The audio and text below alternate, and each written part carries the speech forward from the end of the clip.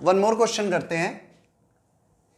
What will be the number of digits, ध्यान से सुनना, व्हाट क्वेश्चन पेपर के टाइम पर क्वेश्चन सबसे पहले रिलैक्स होकर, इसलिए बार बार वर्ड यूज ले रहा हूं, रिलैक्स होकर के पेपर देना, क्वेश्चन को सबसे पहले आराम से पढ़ लो। What will be the number of digits, number of digits in the sum of all integral values of x, x की सारी इंटीग्रल वैल्यू का सम कितना होगा इन द इंटरवल -4 से 100, क्लोज इंटरवल में, सेटिस्फाइंग दिस इक्वेशन।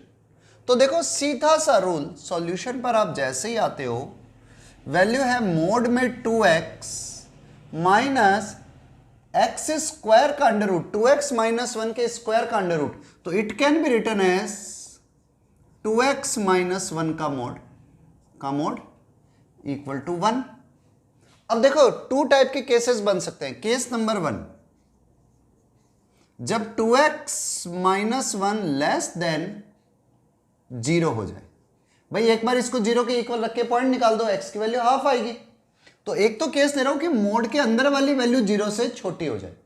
तो जैसे ही मोड के अंदर वाली वैल्यू 0 से छोटी हुई, आपके पास में क्वेश्चन क्या बन गया, ये बन गया 2x minus 1, 2x minus 1 minus 2x, भाई अंदर वाले का साइन चेंज हो जाएगा, माइनस से मल्टीप्लाई कर दो, या तो यूं लिख दो 2x माइनस 1 नेगेटिव है तो मोड लेते ही माइनस से मल्टीप्लाई, तो ये हो गया प्लस 2x माइनस 1 का मोड इक्वल टू 1।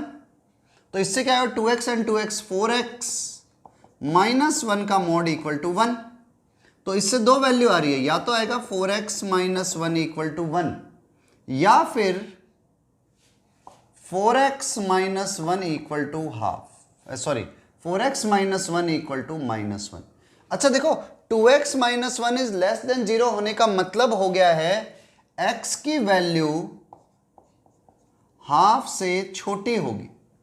तो इधर जब मैंने लिया 1 और 1 को इधर ले गया तो 4x इक्वल टू 2, तो x इक्वल टू हाफ। अब देखो इधर मैं कह रहा हूं x हाफ से छोटा, इधर मैं कह रहा हूं x इक्वल टू हाफ, तो नॉट पॉसिबल। भाई इधर हाफ से छोटा, इधर मैं कह रहा हूं x इक्वल टू हाफ, तो ये चीज पॉसिबल ही नहीं है। दूसरा, इस वाले केस में जब 4x माइनस 1 1 नहीं होकर के माइनस 1 हुआ, then 4x equal to 0, then x equal to 0। अब x की वैल्यू 0 आ गई, 0 इज लेस देन हाफ है, लेकिन हमसे पूछा है what will be the number of digit in the sum of all integral value of x। x की value 0 आ रही है जो आंसर है। आप इसको ऐड कर भी दोगे तो फर्क नहीं पड़ेगा आंसर में। भैया आप इंटीजर वैल्यू का सम करोगे, उसमें 0 प्लस कर दो, क्या फर्क पड़ने वाला है, फिर भी हमारा ये एक आंसर है। ठीक है, तो आप इसको एक आंसर कह सकते हो, x इक्वल टू 0 इसका एक आंसर है। नहीं समझ में आए तो यहां पर पुट करके भी देख लिया करो, 2 इंटू 0, 0 माइनस 1 1, 1 का स्क्वायर 1 और 1 का अंडर रूट 1, तो 1 आ गया माइनस का, इधर 2 इंटू 0 0, 0 माइनस 1 माइनस 1, माइनस 1 का मोड 1, तो 1 इक्वल टू 1 सेटिस्फाई कर रहा है। तो एक केस तो ये हुआ जब 2x माइनस 1 की वैल्यू 0 से स्मॉल है। एक केस ये ले लेता हूं, case number 2, when 2x minus 1 greater than equal to 0 हो जाए, या तो 0 हो या 0 से ग्रेटर हो, तो उस केस के अंदर ये इक्वेशन क्या बन जाएगी, मोड 2x माइनस, अब मोड के अंदर वाली वैल्यू 0 है, 0 से बड़ी है, तो एज इट इज आ जाएगा 2x minus 1 equal to 1, 2x से 2x कैंसिल हो गया, 1 इक्वल टू 1, ऑलवेज ट्रू। तो ये तो भैया हमेशा ही ट्रू है। इसका मतलब जब x की वैल्यू हाफ या हाफ से बड़ी होगी तो हर नंबर के लिए ये इक्वेशन सेटिस्फाई करेगी।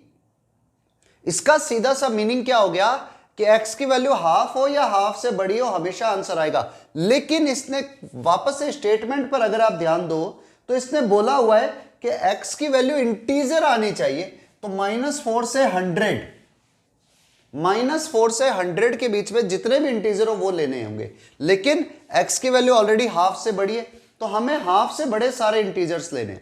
अब हाफ से बड़े कौन कौन सी वैल्यू होती है, 1 2 3 4 5 एंड सो ऑन चलते हुए कहां तक जाना है, 400 तक, क्योंकि सॉरी 100 तक, क्योंकि 100 तक वैल्यू जा रही है, तो मुझे इन सारे नंबर्स का सम चाहिए, क्योंकि sum of all integral value पूछिए इससे, sum of all integral value पहले, तो sum 1 + 2 + and so on up to 100 is equal to 100/2 into 1 + 100 n/2 into first plus last term, तो 50 इंटू 101,